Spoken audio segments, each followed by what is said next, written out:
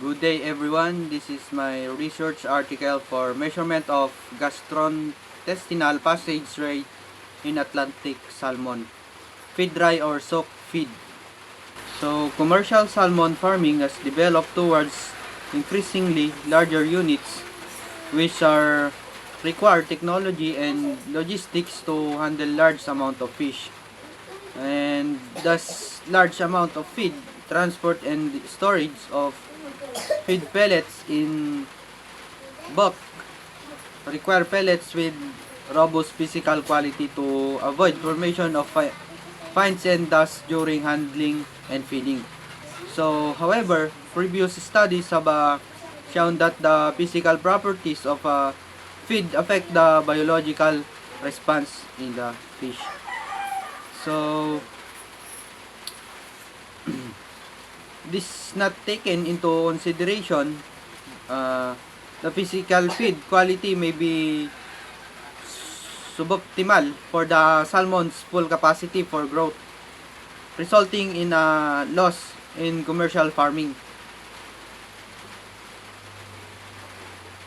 So, feed costs represent more than 50% of the cost Norwegian aquaculture. So, furthermore, sustainable food production depends on effective use of feed ingredients. Thus, the optimal feed meets the requirements with regard to both logistic and feeding system and to nutritional response in the fish. Next is materials and methods. We have 5 materials and methods. The first is feeds. A commercial like feed was used for the experiment. The feed was formulated to contain 20% fish meal, 15.5% soy protein concentrate to 3% wet gluten, 15.5% sunflower expeller, and 15.2% dehulled bean, and 21.1% fish oil, 9% three-piece oil, 1.26% monoculcium phosphate, 0.36% amino acid, 0.23% mineral and vitamin mix, and 0.05% yttrium oxide. As an inert digestibility marker, the feed resembled an average commercial salmon feed in composition. The feed was fed to fish either as in or the ration was soaked in seawater. Salinity is 32% at 4 degrees Celsius for 2 hours prior for feeding. So the feed was produced by Biomar as the chemical composition of dry and soaked feed is shown in and the physical properties of the feeds. Second is fish trial and sampling. So Atlantic salmon with mean weight at 1,131 grams were used for the experiment. Prior to the experiment, the fish were kept under continuous light in 1 to m squared tanks supplied with seawater, 32% oxygen saturation in flow through system and feed commercial feed. So in order to empty the intestine prior to the trial, the fish were fasted from 2 days prior to the start of the experimental feeding schedule. During the 4 days the trial lasted, the water temperature ranged from 13.3 to 13.6 degrees Celsius. Before first feeding, the fish were completely anesthetized with a Finkel. The anesthetized fish were force fed with 10 grams rations, which was gently pushed into the stomach through a tube. So for some fish, The stomach appeared full before all feed was feed, and for this fish, excuse, the full ration was not forced into the stomach. And the third is measurements of physical feed quality. So, pellet hardness was analyzed by diametrical comparison using a texture analyzer. So, as summarized by for each diet, 35 pellets were analyzed and strength at rupture was recorded when the pellet cracked. The texture analyzer also recorded the diameter on the pellets used for the hardness measurement. So, water stability was measured with a modified version of the method described. 3 replicate samples of 20 grams of dry or soaked pellets were placed in a costume-made mesh steel mesh placed inside glass beakers containing 300 ml distilled water. So the beakers were shaken 100 shakings per minute to 2 times 4.9 centimeter swing distance per shaking in a water bath at 23 degrees Celsius. After 240 minutes shaking, the retained dry matter was measured. And the fourth is chemical analysis. The samples of GI content were weighed, freeze-dried, and homogenized prior to analysis. So the dry matter was estimated by further drying the samples at 105 degrees Celsius to constant weight. So the water loss during freeze drying was included dry matter estimation. So, the samples were analyzed for ash by combustion at 550 degrees Celsius to constant weight. So crude protein is a nitrogen times 6.25 Geltec auto analyzer, and crude lipid Sostec hydrolyzing and extraction system. Gross energy was measured by a BAM calorimetry to yttrium oxide. And the last is statistic.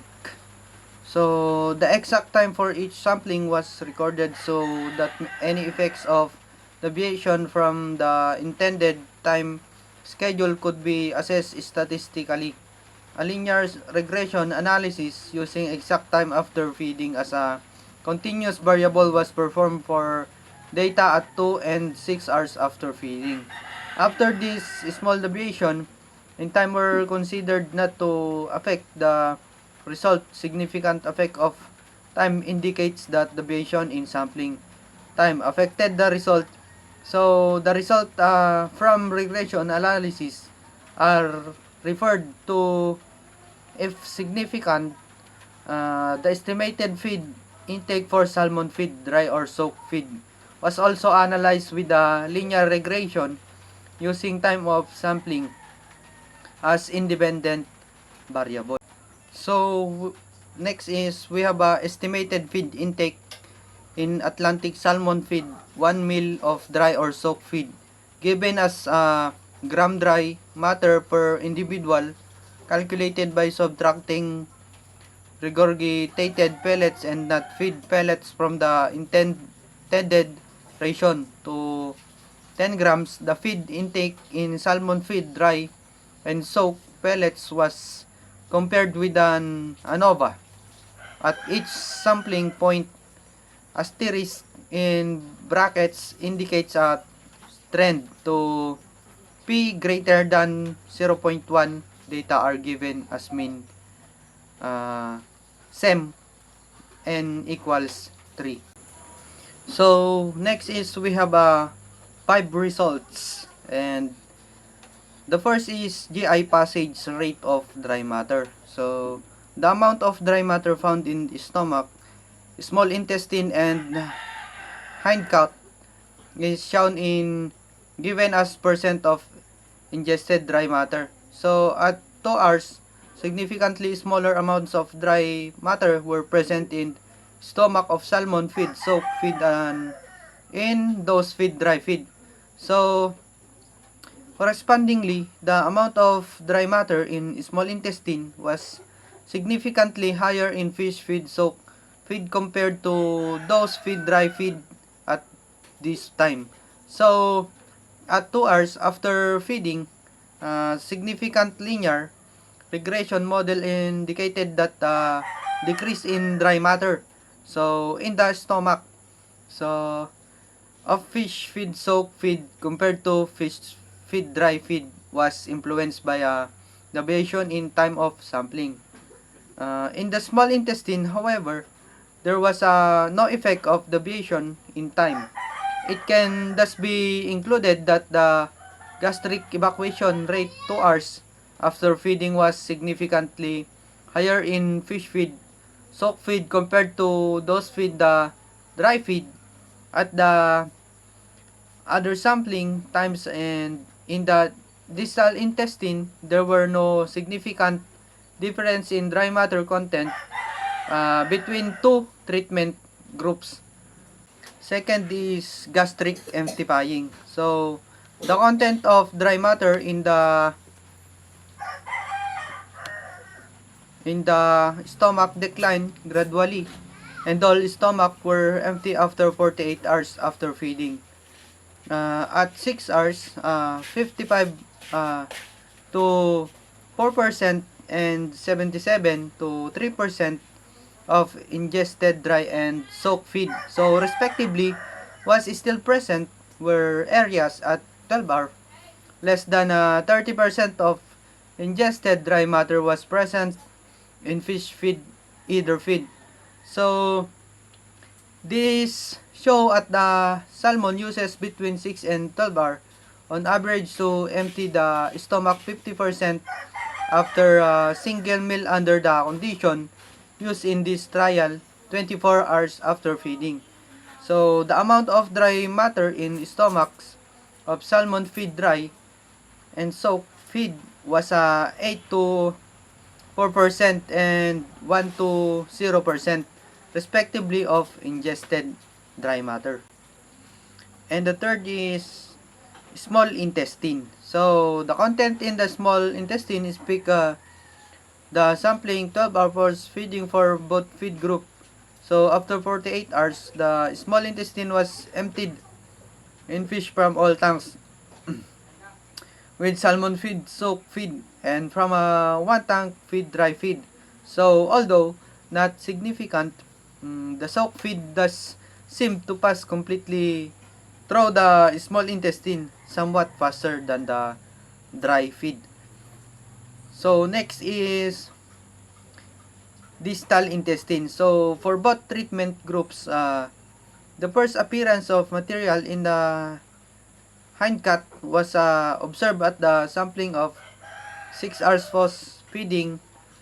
The largest amounts of dry matter in the hindcut were found in the sampling from 12 to 24 hours. After feeding for both feed groups, some material was still present in the hindcut 48 hours after feeding, although many individuals had emptied the GI tract completely at this time.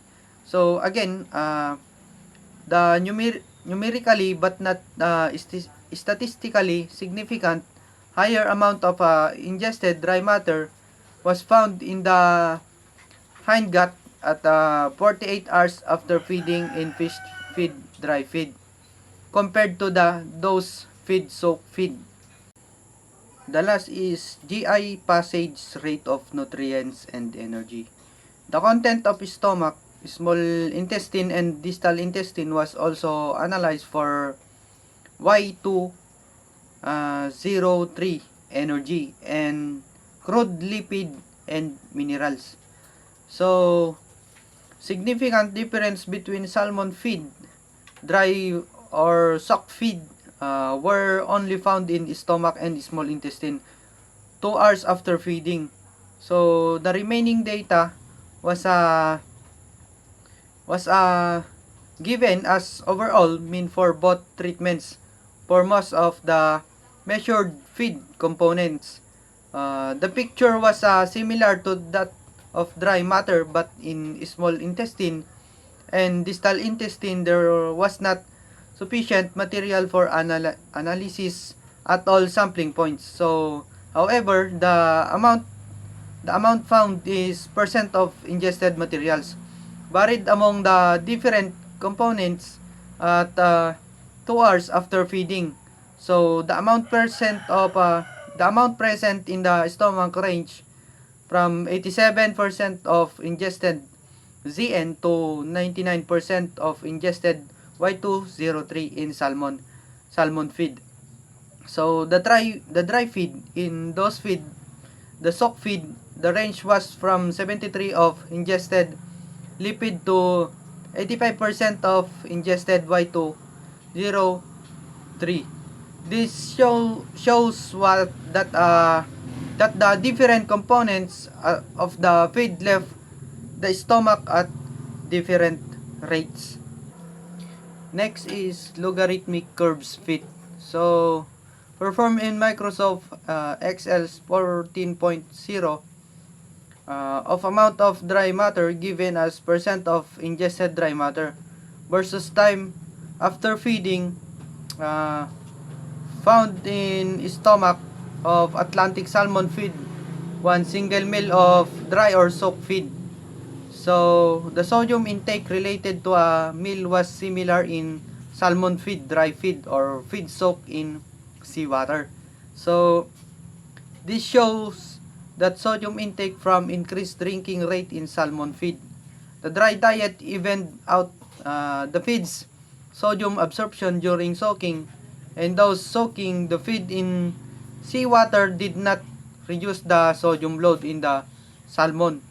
So seawater was chosen for soaking since this is available in unlimited amounts at the fish farming site. So, however, the data indicate that by soaking feed in fresh water, so the sodium intake related to meal can be reduced, which may be relevant in situation where is it desirable to reduce the sodium load.